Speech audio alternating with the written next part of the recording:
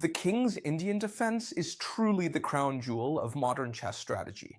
This so-called simple defensive setup here, where we just fianchetto the dark squared bishop, place the knight on f6, and castle the king safely to the short side, actually hides infinite tactical possibilities for winning the game with the block pieces. And that's exactly why it has become the absolute favorite of legendary world-class players like Magnus Carlsen, Garry Kasparov, and Bobby Fischer. All of these grandmasters frequently played the king's Indian defense, and that's a major reason why they became the very best players in the world. Well, that's why, and also because they were really good, right? But if they used it, there must be a reason. In this video, I'm going to show you how to use it with the black pieces, so that you too can finally start building a super strong repertoire and begin winning tournament games nonstop. So let's add it to our repertoire. When can we use the king's Indian defense? Always. That's the great thing about it. Especially when they start with the queen's pawn. When they open with d4, we've basically got everything set up. We can use our king's Indian defense. For example, we can start with knight to f6 instead of playing g6 right away. What's the difference? It's simple. With knight to f6, we prevent them from playing e4 immediately because we're putting pressure on that square. It's that simple. The idea is that now, no matter what they do, we're going to set up our structure. For example, just making this up, okay? c4, we play g6, knight to c3, we play bishop to g7, you see? And there is something you should always, always, always remember when you play the king's line. When they play e4, this is important, okay, friends? Remember this, okay? When they play e4 against you, you must automatically play d6. Why? Because if you castle here, they would play e5, and they'd attack this knight, which wouldn't be comfortable anywhere, you see? If it goes here, they could kick it out, and it would have to end up here. If it goes to this side, they could even trap it. So there's something you should always remember. When they play e4 against you, you should play d6. Chess teacher, can't they still play e5? Well, no, and this is one of the most common mistakes when white players aren't prepared against the king's Indian defense. If here, they play e5 against us, right? It is actually quite as simple as this. I initiate an exchange of these pawns, and now I maneuver my knight to jump to the square here, but not before exchanging queens first. You can see just how easy that is to do, right? I exchange queens, and now I jump with this knight to the g4 square, taking over the whole position, because we're threatening this pawn with two pieces that can't be defended. And on top of that, we're also threatening this f2 square, which would be check, and I'd take the rook. This king won't be able to castle on the next move, ours will. Obviously, this is a fantastically winning position for the black pieces. But of course, it's clear that when they play e4, we already know we have to play d6. Most people don't play e5 because they already know it's a bad move. But anyway, you should know this because if you don't, they'll play it against you and you won't know how to react. So here, they can continue in 1,000 different ways, but our plan is going to be clear. Go for checkmate against the enemy king. This is the main idea for the black pieces. And if we study all the checkmating ideas well, it will be impossible for our opponent to escape from all of them. Because you know what's great? That usually we study something and we say, please, please let my opponent play what I've prepared for. Because if not, we won't know how to continue. Here in the King's Indian, we're going to comprehensively study every single variation, whether they play this line or that one, and exactly how to react. So we'll be prepared in all our games. And that's why it's a lethal weapon that has been instrumental in creating several Grandmasters. Do you know who's an absolute genius with the King's Indian? Grandmaster Mauricio Flores, one of the Grandmasters who in my opinion understands positional chess better than almost anyone in the world. And that's why, before we continue, I have to introduce you to the incredible marvel I've prepared for all of you. I know you've all been waiting for this moment for days, and yes, the day has finally arrived. Grandmaster Mauricio Flores himself, probably the person with the best understanding of positional chess that I know, hasn't just prepared a lesson, as you can see here. He's done something much harder and much more valuable. He's taken one of the pawn structures, one of the most important in chess, which, by the way, is the one we're looking at in today's video. And he's turned it into a winning level. No random examples, no isolated tips. It's a winning model. A system that tells you several things. It tells you how to reach the right positions with both white and black. Look at all of this. See? We have lessons, a ton of video lessons. You can start watching whichever ones you need, and a bunch of puzzle examples that he himself has prepared for you, so you can see if you've understood the position or not, and practice it live. For example, here, see? I tell you, let's practice this move, it's not the right one, so what should you play instead? They're already trying to trade queens with me. If I study the plan well, I know I should do this. Now I really should do this. Do you see it? Understanding it perfectly. Look at all the lessons it has. Also with white and with block, and even more complex positions. What you are currently observing right here is a comprehensive decision-making system you'll need to use once you have arrived at that point, to effectively take full control of the game, exactly what to do step by step to transform any given position into a guaranteed victory. This is exactly what these kinds of strong players do. They don't remember a lesson, instead they recognize a pattern and the plan just comes to them. That's why this isn't a regular masterclass. I recommend you check it out. He's made it for all of you at a really low price. It's a reduced price, okay? You'll see, we already agreed with him that if we did something like this, it had to be at a price everyone could afford, because as you know, Grandmasters are usually out of reach. So for everyone who joins, let me tell you what's included. The complete winning model, explained in all these video lessons. There are more than 20 video lessons, and also all these interactive exercises.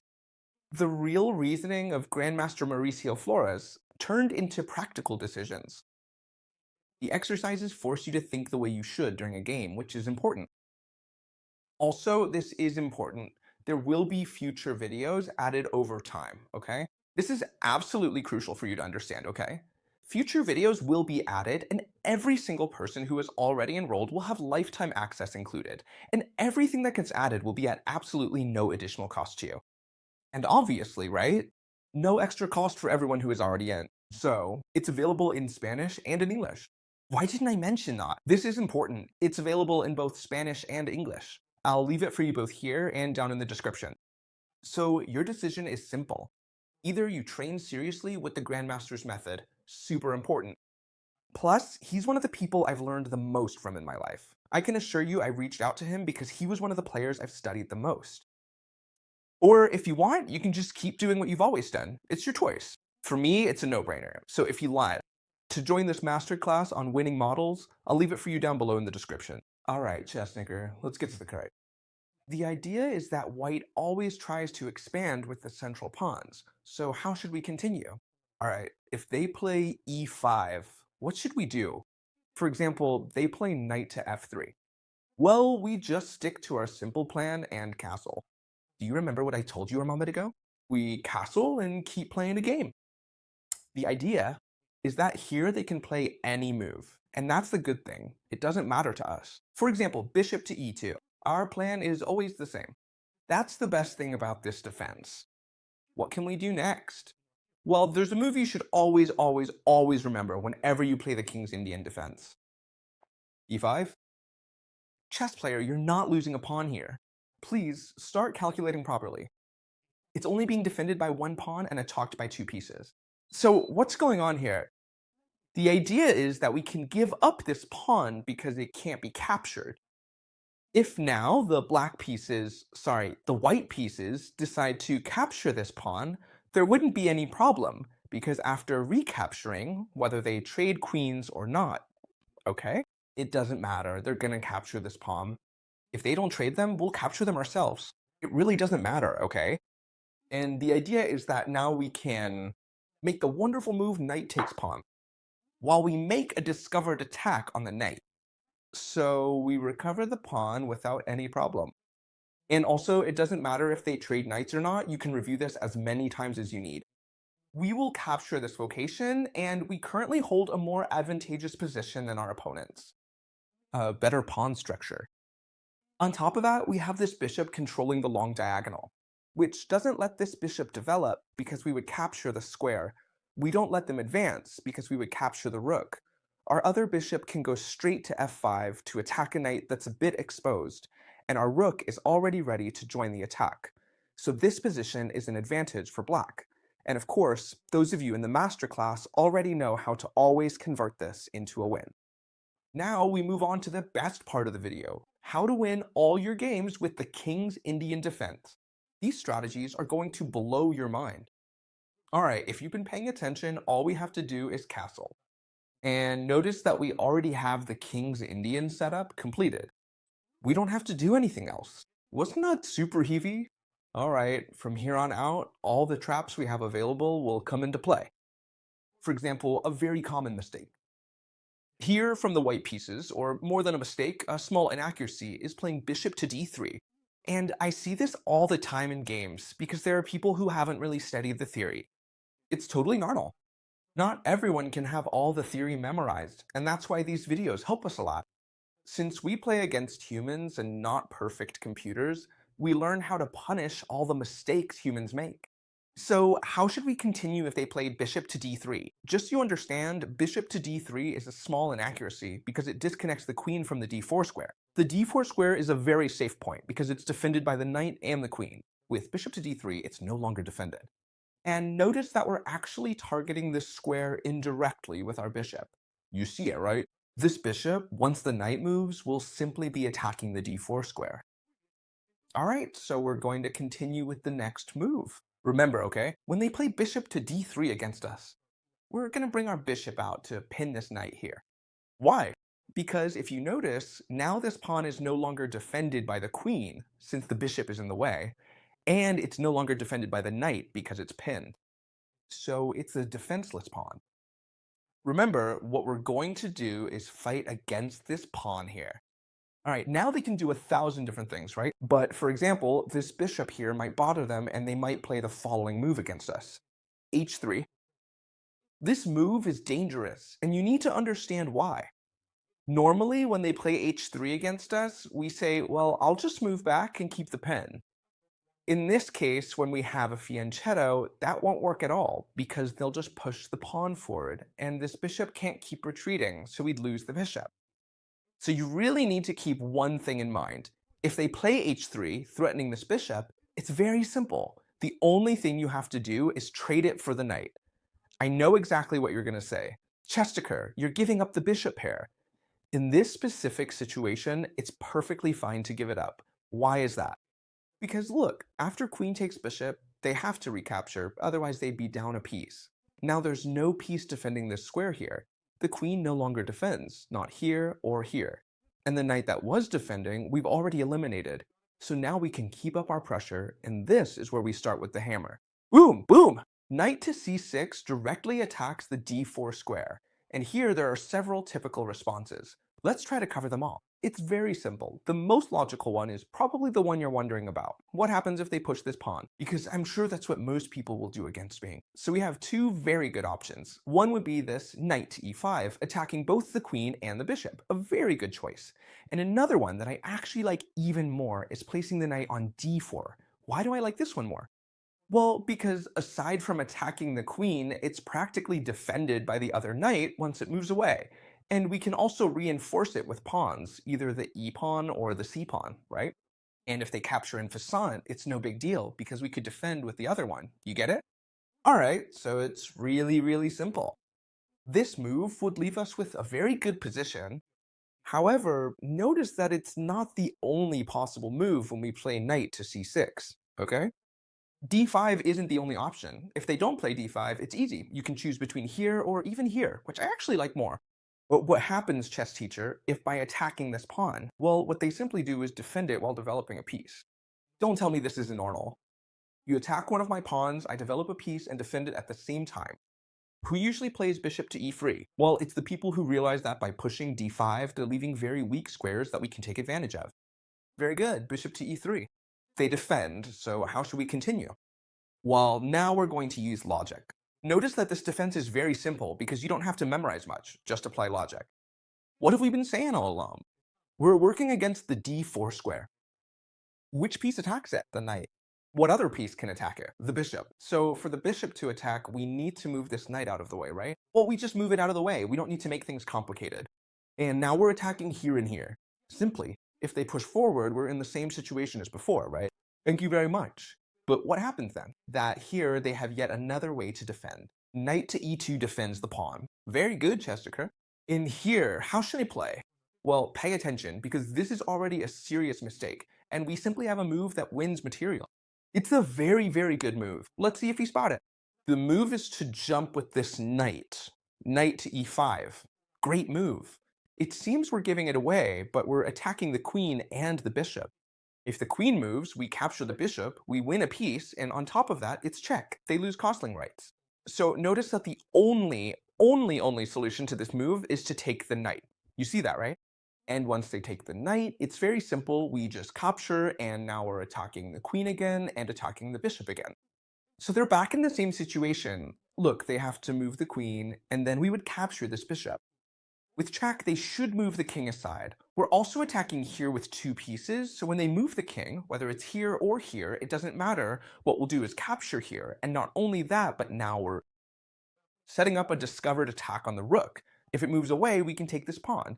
Basically, notice that we have 3 extra pawns. The opponent's king hasn't castled, we're attacking this bishop, and our position is 1,000 times better. Remember this, it's really important. Every time they play e4, you simply play d6. Where are you going, crazy? Notice that it's a very simple plan, but very good, Chesterker. Now, whatever white plays, great, I castle and carry out the plan you told me. And we've seen that bishop to d3 was a slight inaccuracy because it stopped defending the d4 square. Alright, Chesterker, when things go the way you explain, that's great, but if they play well and play bishop to e2, which should I do? Because, of course, my whole plan was based on them making this move, which is a slight inaccuracy. Alright, bishop to e2. Notice that. As I always tell you, we should remember the plan and not the exact moves. Alright, so here, if we know our plan, we know we're going to keep doing the same thing. We come to attack this knight. Our idea was never to pin the queen, but rather to bother this knight, possibly to capture it. You know, if they play h3 against us, what are we going to do? Capture it, alright? The plan is going to be very similar. Let's take a look. For example, here they can castle, right? To see that they don't play h3. If they play h3, you already know, you just capture. They can castle to see another option, maybe also very, very logical. And so now, what are we going to do? Well, we're going to make a super surprising plan. Would we have other types of plans available? Better ones? Well, maybe, but the one that works for me is the following. Pay attention, we're going to pull back this knight before bringing out the other one. It's true that I always tell you not to memorize moves, but it's also true that you need to understand that if they play, for example, bishop to e2, in this case, the plan would be to move back before bringing out this knight. Fine. So, if they've played this setup with bishop to e2 instead of bishop to e3, first knight to d7, the knight from f to d7. Why? Well, if you've understood the plan, it's very simple, right? To come and attack this point right here. Super, super easy. If they attack this bishop, what are you going to do? Well, the same thing as if they attack it, or if they don't, capture this knight. If they don't attack it, you can capture it whenever you want. If they do attack it, then obviously, as soon as they attack, you have no other choice, right? Because we don't have time to retreat it. If we pull it back, we lose the bishop. Very well, they recapture. And now, how can we proceed, Chester? Because this pawn is no longer hanging. It's only attacked by the bishop, and it's defended by the queen. So here we have absolutely no attack. All right, let's see what happens with this pawn. Here, our plan is, pay attention, to play knight to c6. Does that sound familiar? I'm sure it does, because this setup is the same as before. The only difference is that before, we were like this. It made a big difference because this pawn was attacked twice. And now we're like this, where it's well defended. However, pay attention, it's attacked by 2 pieces, only defended by 1, and on top of that, it's the queen defending it. Sorry, the queen is here, but it's the same thing. And now, what should the white pieces do? Well, now it seems pretty clear. They should try to defend it as soon as possible. For example, with bishop to e3, they defend it. And if not, we go back to playing e5, which is our plan. Now, they have no choice but to play d5. If they play d5 directly here when we attack, perfect, we've got what we wanted. But first, they play bishop e3. So what we need to do is play e5 first to put more pressure. Notice something, if they capture, great. You bring in this knight here that wasn't doing anything, you attack this bishop, you attack this pawn, and you have a much better position. Also, this bishop would be exposed. But if they do the logical thing, which is to play d5, we go into our very simple plan. Now, how should we continue? We don't have this jump available, but we do have this jump, which is a spectacular move. We attack the bishop, and on top of that, this knight is excellently placed. It's a fantastic knight. That's why, look, it's controlling all the squares. The queen can't come here, here, or here. They can't do anything. So the most normal thing is for them to take out this knight, which is a very good move. Yes, sir. But notice that when we capture, we end up with two double pawns. And this pawn, which they'll probably be able to recover pretty easily because it's not easy to defend. Very well, I'm sure you all see it. If you are playing the white pieces and you want to recover this pawn, which on top of that, if you win it, it's a free pawn, how would you do it? Well, I'm sure you'd all make the same move. Knight to e2. I attack it with the knight and I attack it with the queen. All right? Well, it seems like a really good move, because now if we try to reinforce it, they would simply capture en passant, and on the next move, they'd capture here. So c5 doesn't work. But here, we have this spectacular hidden move, which is the following: d3. A move that's really, really good. We attack the knight and push the pawn forward. A pawn that we're just giving away, right? We're giving away this pawn. What's going on, chess teacher? Very well. What we're doing now is freeing the bishop to capture this pawn on b2. Notice that it attacks the rook. And if you've played several chess games, you might say, chess teacher, it looks like you got that pawn back, but it's actually very easy to recover. I attack your bishop, and when you move it away, what am I going to do? Well, I just capture this pawn here, right? But this is a serious mistake, because look, we have this knight jump attacking the queen and the rook. Notice that we gave away the pawn on this square precisely to place the queen. And on top of that, when they take back this pawn from us, no matter how many times they fall for this little trap, it doesn't matter at all, because our position is going to be fantastic to play and we'll be able to put a lot of pressure. Don't worry, this is super important. Notice that our plan was, when they played knight to f3, we would come to pin this knight here. Not to pin it, but to attack it. But of course, chess teacher. Again, at first, if they played bishop to e3, everything was wonderful, right? If they played bishop to e2, we could also carry out our plan. But what happens if they play h3? h3, before playing this knight, forces us not to be able to come here. You see that, right? Why? Because if we come here now and they attack us, we simply exchange and everything is wonderful for us. But if they play h3 right away, what should I do? Well, don't worry, because I also have the solution for you, and you're going to love it. And it's essential that you know it, because if they play h3 and you don't, your whole plan is going to fall apart. And it's a very simple plan that's worth knowing. All right? Very simple. How are we going to continue? We castle. We stick to our plan. We castle. All right? Notice that we always set up the same structure. This one here and d6. Always the same. And now they can play in several ways. Now they're no longer afraid to play knight to f3 because the bishop can't come here anymore. How should I continue, Jestita? Well, we're simply going to play the knight to c6, targeting this square. Notice that these moves don't have to be exact. For example, if they play bishop to e3 first, defending here or developing this bishop is the same. We play knight to c6, attack this square, and they'll probably have to defend it with knight to f3, since playing knight to e2 would trap their own bishop. That's the usual way. Very well. But now our plan of coming here doesn't work. How should I continue? Well, our plan is simply to push e5 directly, all right? As you can see, e5 is a move that also shows up in all the variations. What's the idea? Well, if they capture, that's great for us. Why is this move so powerful? Because it immediately opens up the entire diagonal for our powerful bishop. Take a moment to notice that it is now perfectly placed on the longest diagonal of the whole board. And furthermore, it also completely opens up the vertical file for the rook, which is now pointing directly and menacingly at the opponent's king. We do not really like that. So what other option do we have? If we go here, now our knight is left way behind and cannot get out here or here. But what happens if we jump here? They simply capture us with two pieces and win a pawn. But we are going to put it here, because that is our plan. Notice something. How many pieces are attacking this knight? 1, 2, 3. How many are defending it? Just one, the pawn on e5. So it looks like we are just giving away material in a really, really simple way. But this is our plan. And absolutely nothing happens. Watch. They capture here, we capture back. We are not going to lose the piece. And when they capture again, logically with the bishop, because if they capture with the queen, they are exposing themselves to discovered attacks. They have to capture with the bishop. Then we have a secret move, and you need to know this one, okay? It's really, really simple. Pay attention. Knight takes e4, a spectacular move. taking this pawn, we are getting back the pawn we were down, right? So now we're even in material. But chess teacher, you're going crazy as always. And I'm getting tired of you going crazy in all your videos. But don't worry, because look, we sacrificed this knight, you see? We're not just giving up this knight, but we're setting up a really strong discovered attack here.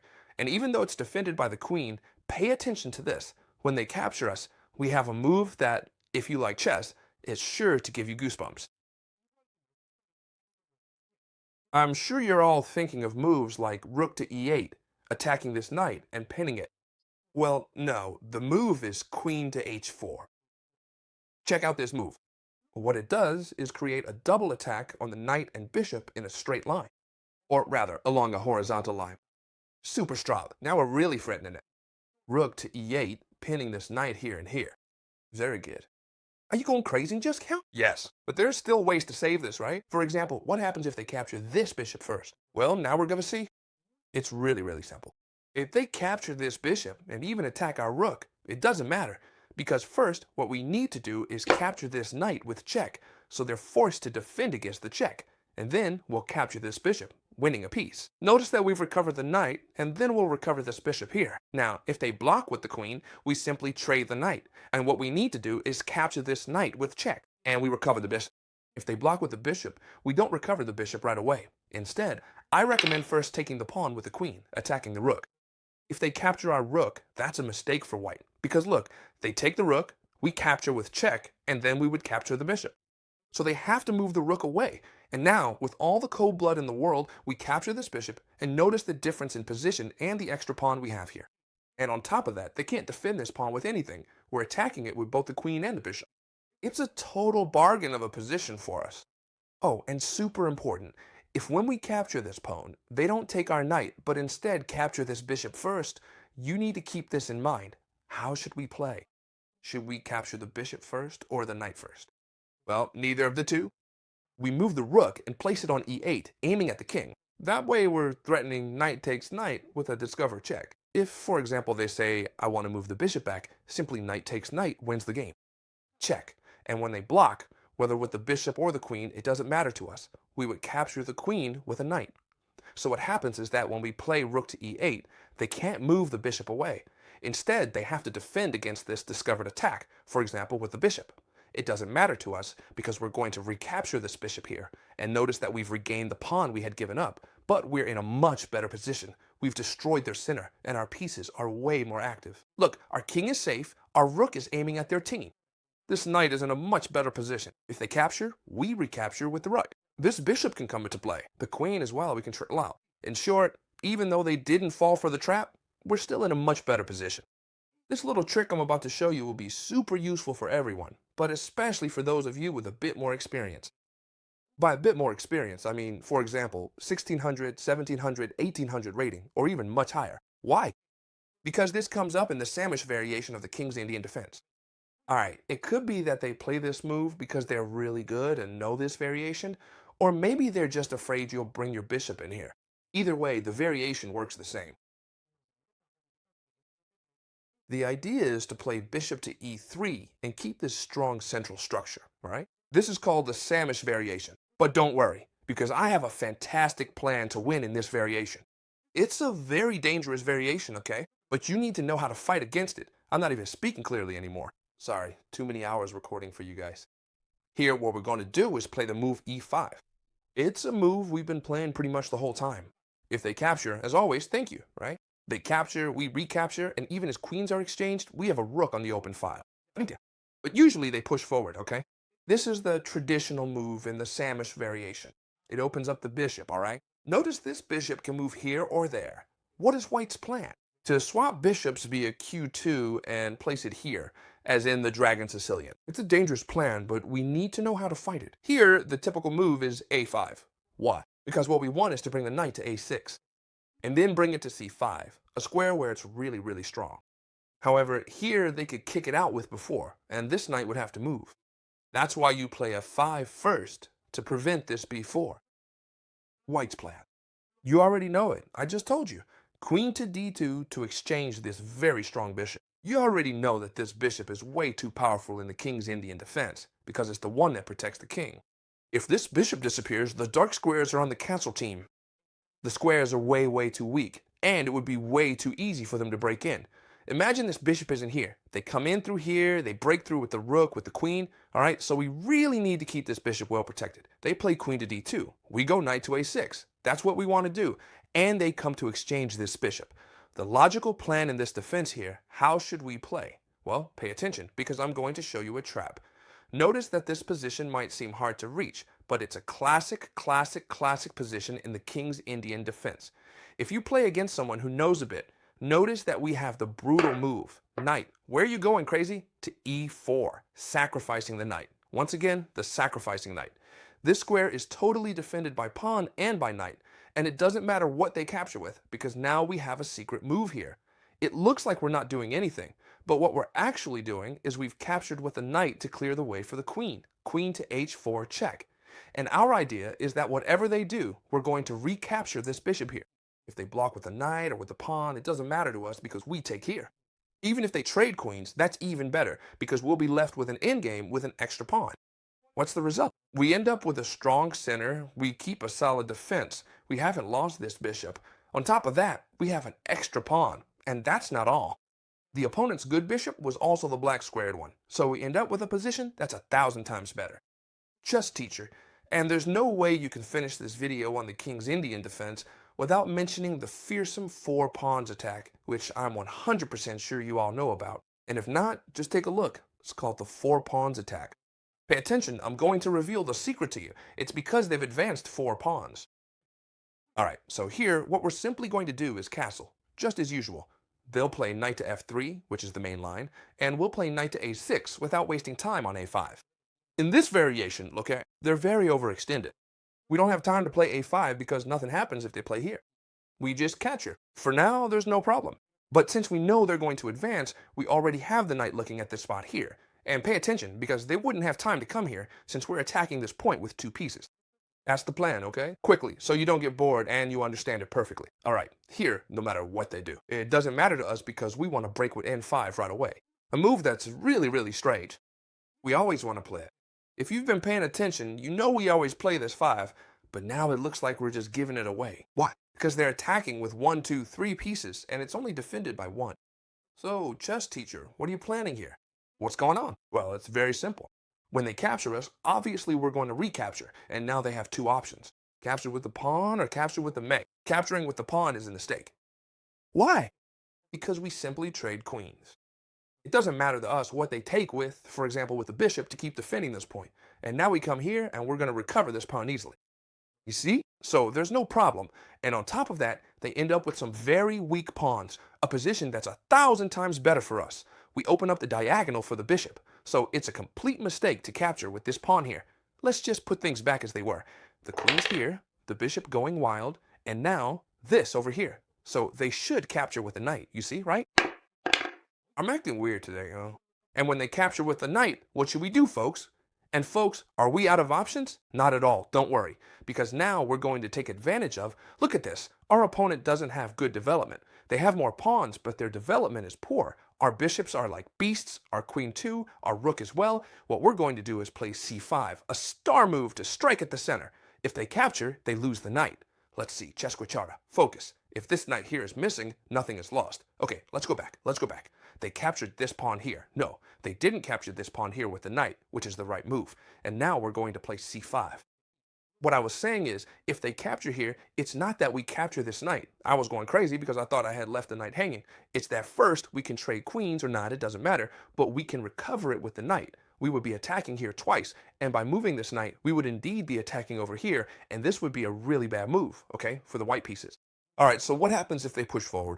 What's the other option? Well, if they push forward, what we have to do, remember, is knight takes e4. If they capture here, we simply take with the bishop. You see it, right? Super simple. And then we end up in a really good position. And on top of that, we're threatening this here, check, and we take the knight. So a normal move here, since we're even on material, is to castle. And here they've lost the game because once again, there's this threat of queen to h4, threatening here and threatening the knight.